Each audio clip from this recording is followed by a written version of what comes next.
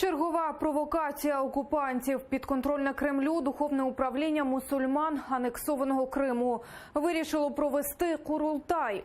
Вже навіть визначилися із датою. Збір призначили на 27 жовтня. До участі у зібранні запросили представників діаспор кримських татар, а місцеві релігійні організації до 4 вересня мають подати списки делегатів від районів.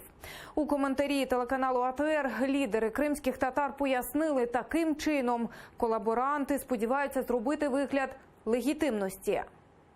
Курултай мусульман Криму, який запланований на 27 жовтня 2018 року, буде проводитися під тотальним контролем ФСБ, інших спеціальних служб російської окупаційної влади.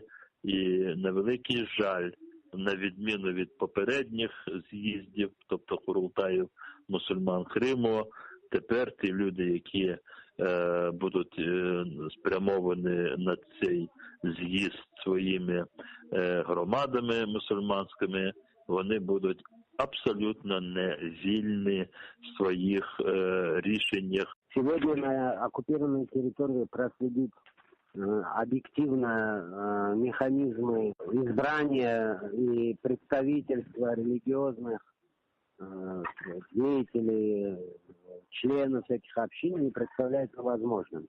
Поэтому нам известно, что это лояльные, подбираются лояльные люди к муфтияту, лично к муфтию. Поэтому ни о каком представительстве крымских татар речи быть не может.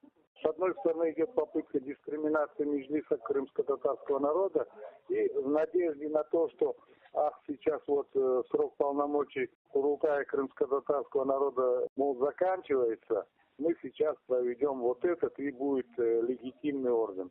Идут попытки, подмены. То они заявляют, что они вне политики, то с другой стороны во все дырки будут пихать, как легитимный, избранный.